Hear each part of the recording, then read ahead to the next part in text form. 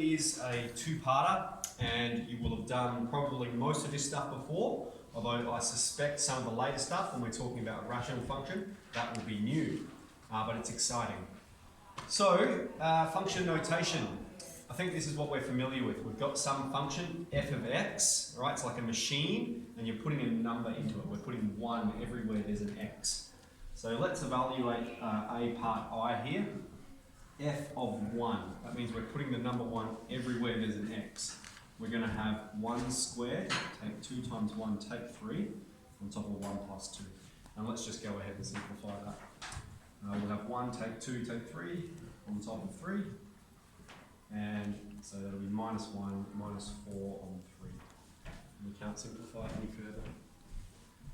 Okay, f of a means, just like here, we were putting the number 1 everywhere there's an x. F of a means we're putting that letter a everywhere there's an x. Alright, and so f of a is going to be a squared, take 2a, take 3, on top of a plus 2. Not a substantial difference, okay, and we cannot simplify that any further. Okay, part 3, f of a plus h. Okay, so now we're not just putting a everywhere there's an x, but we're putting a plus h everywhere there is an x. So that means we're going to have a plus h squared, take 2 times a plus h, take 3, on top of a plus h plus 2.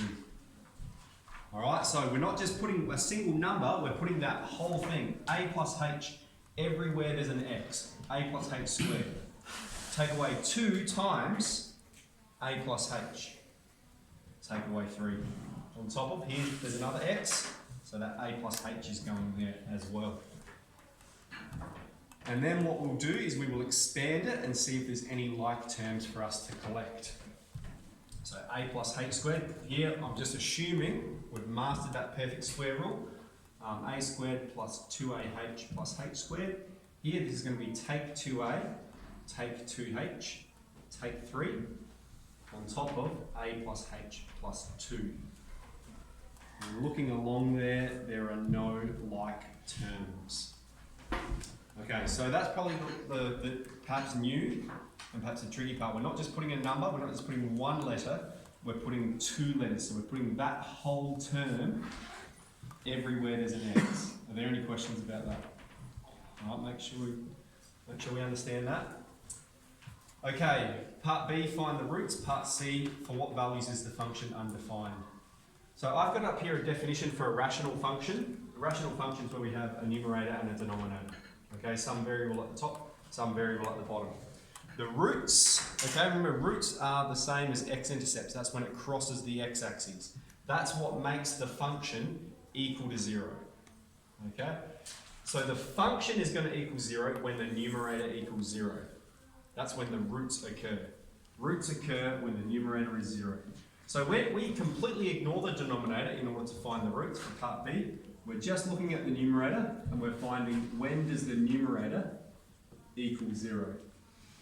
Just looking at the numerator. And here we're using the cross product method. Okay, we're familiar with factorising here. We're trying to identify what are the values that make this statement true. And so we'll have minus 3 and positive 1. So x take 3 times x plus 1 is 0, which means x is 3 or minus 1, applying the null factor law. So what have we done there? I've said we need to find the roots of this equation. The roots of a rational equation occur when the numerator is 0. So we're just looking at the top, and so we're saying what values make that equal to 0? It's 3 or minus 1, okay, using those factorizations. Part C, okay, it's undefined when the denominator is 0. And I'll explain why in a moment, but here we're saying for what values is the function undefined? Well, the denominator is x plus 2. So it's undefined when x plus 2 equals 0. That is when x equals minus 2. The function will be undefined.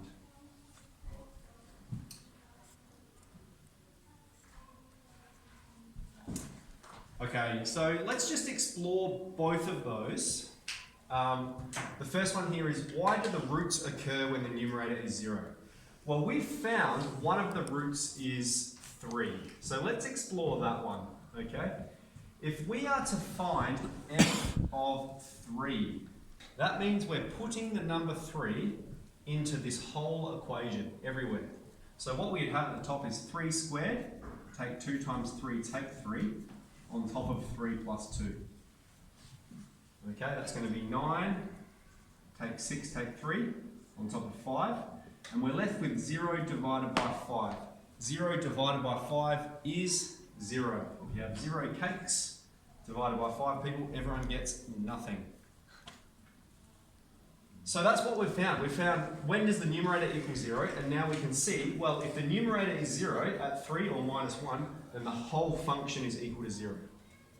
Okay, the next part we've said is when does the denominator equal 0? We've said minus 2. If we're going to find f of minus 2, we're going to have minus 2 squared, take 2 times minus 2, take 3, on top of minus 2 plus 2. Okay, so whatever this goes to, you know, it's going to be 4 plus 4, take 3, on top of 0. We're trying to divide it by 0. What have we got? 4 plus 4, 8, take 3, 5 divided by 0. What is 5 divided by 0? Alright, we've got 0 cakes divided by 5 people, everyone gets 0. But if we have 5 divided by 0, it's just undefined. it's undefined, and I'm going to explain to you why. Undefined. So it's not equal to a number, it's undefined. I'll explain why. I just think in B you used -1, not -2. Yeah. Yep. -1. Yep. Okay, so let's talk about why. Why can't we divide by 0? And so this is, ask yourself this question. Think of it in terms of cakes. All right, we've got 5 cakes divided by 0 people. It doesn't make sense to divide cakes amongst 0 people, does it? So that's always going to be undefined, but we can divide 0 cakes by 5 people because everyone's just going to get 0.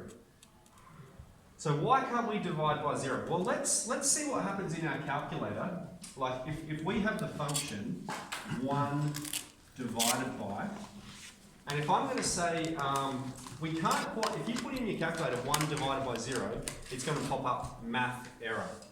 So I say, well, what about, so let's put that there, we're going to get math error. What about if we put in 1 divided by 0.1?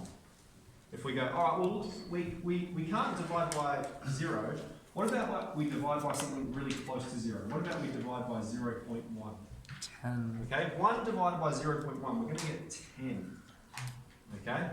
And say, all right, well, that's pretty close to 0. What about if we divide by 0.01? It's even closer. It's really close to 0.